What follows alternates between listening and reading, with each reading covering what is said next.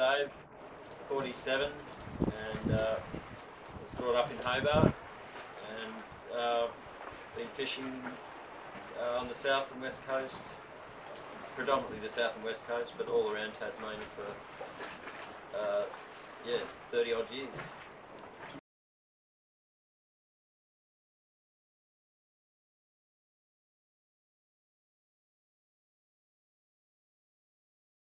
The first time I went commercial fishing was on a boat on the west coast, and I was there as just to see how I went and how I liked it. It was when I was 16, and it was a professional cray boat working out of Strawn, and we went away for 10 days and caught lots of fish, and yeah, it was a big eye opener. We were in a storm, and yeah, it was pretty exciting. I got seasick. Yeah, it was great. I came back from it feeling, yeah, I could do this. Yeah, it was exciting, and there's lots of things to see, and it's a beautiful place and a nice environment to work. And it was also good money in it too, from what I could see. So I figured that was, a good thing to do. So I've always been brought up on the water, so it was yeah, just a natural thing to go that way. I've always surfed as well, so it was always in the back of my mind that I could surf while I worked. So, I've been rock lobster fishing pretty much since the late 80s. I think I started in 87 with a small boat that I leased, and then just went from there, and since then I've had 2 other boats, so 3 in total, for about 25 years. And yeah, just rock lobster all around the coast. Also catch striker trumpeter as well. So, when you sort of are off times, or when it's the right weather for it. And yeah, it's been an interesting time. 16.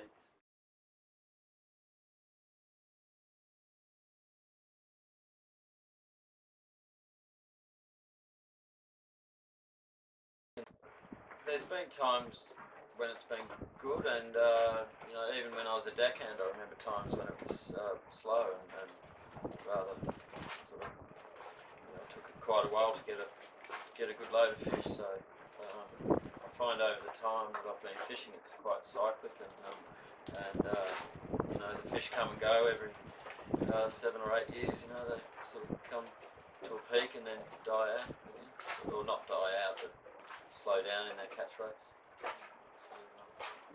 So it's been interesting watching that cycle over the last 30 odd years. Well, certainly fishing pressure must have a certain amount to do with it, but also the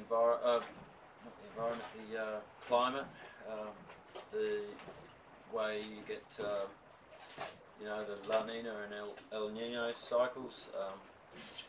We find in a drought situation that the fish slow down at the end of the drought, and then once the La Nina and the rains start again, things pick up, and the fish come back after a few years after a good rain. So, yeah, it's very weather related, I think. That's in areas like the west coast and the southeast, where I fish most of the time.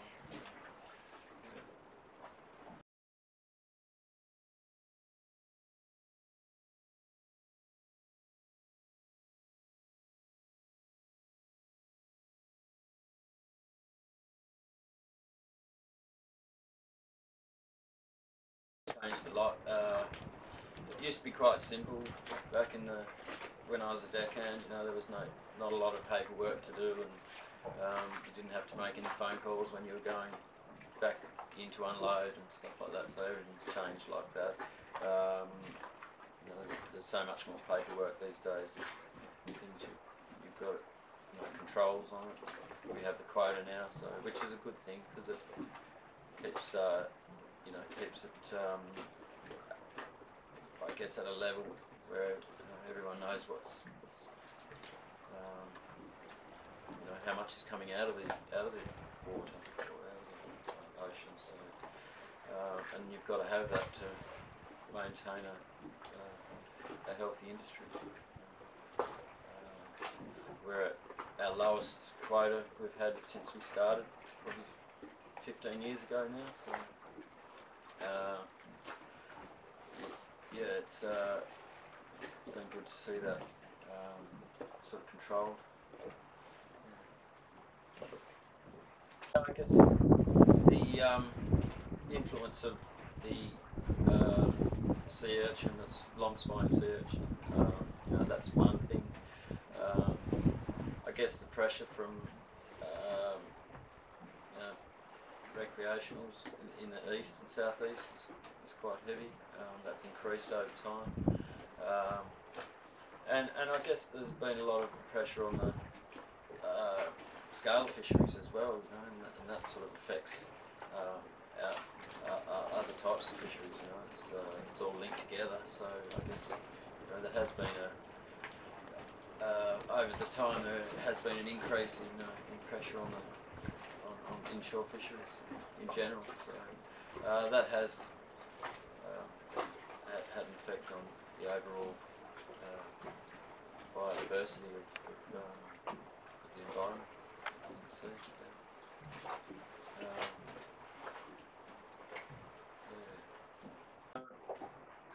The long spine sea urchin, or this Cetrus stephanus, the name of it is, it came from the east coast of Australia, New South Wales, and with the stronger east coast current and the warmer water moving down the east coast, they have extended to Tasmania and are coming down the east coast in large numbers. They tend to graze on the sea bottom that crays and the abalone and other fish live on. So we get what's called urchin barren. So this knocks out a lot of the habitat for other local species. That has had quite a big effect on the environment on the east coast anyway. It hasn't got as far as the south coast yet, but hopefully it will stop. Things will they'll be able to maintain the levels at a reasonable amount.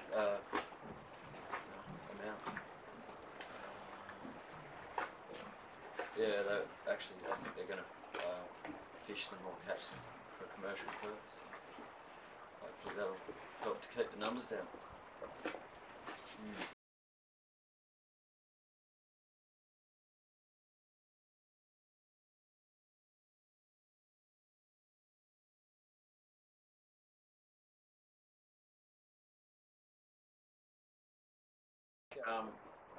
The warming water and the acidity of the water, as they think might happen over the next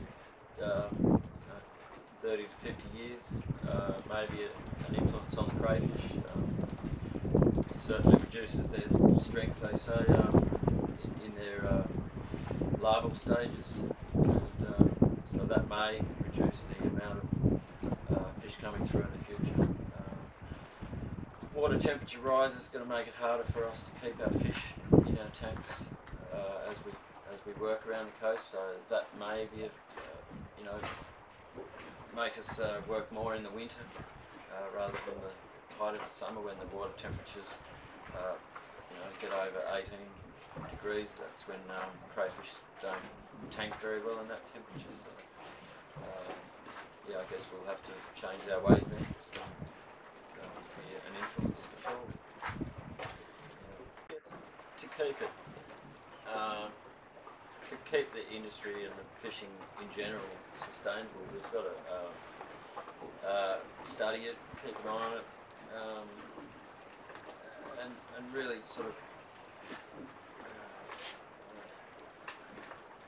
just look after it really, and just don't go too hard. If you see something going on, you know, stop it happening. You know, I think there's too many people catching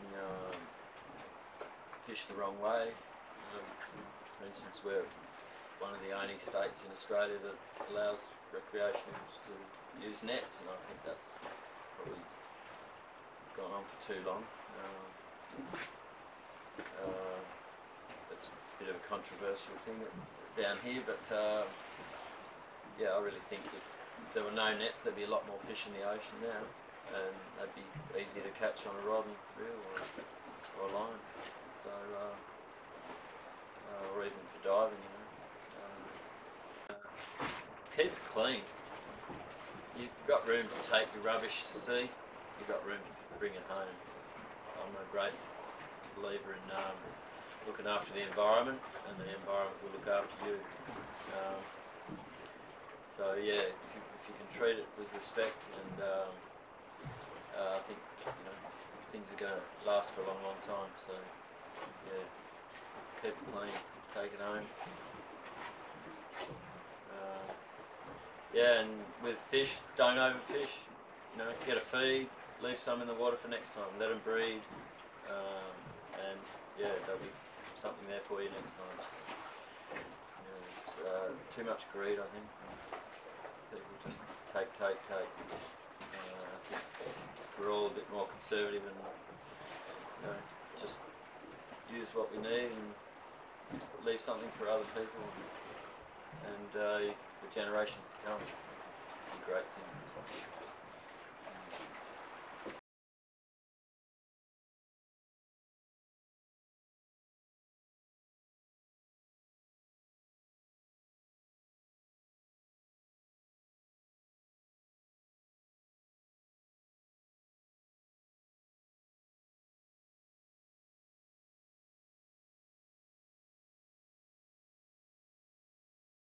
It used to be a lot more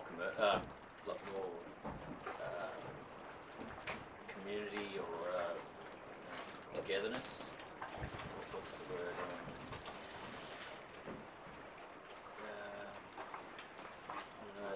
A lot more social back when I was a deckhand.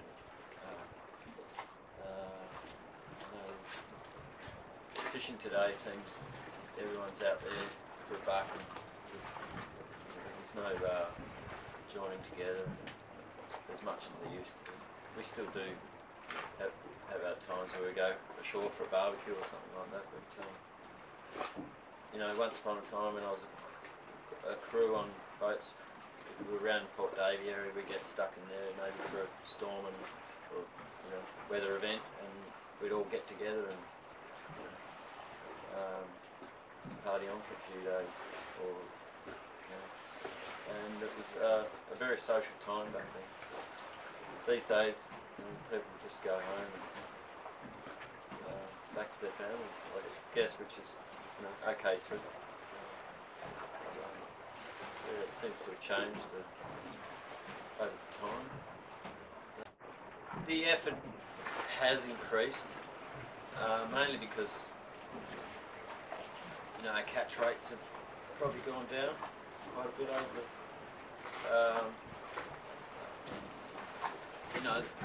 When they are hard, or when you're on the downside of a cycle,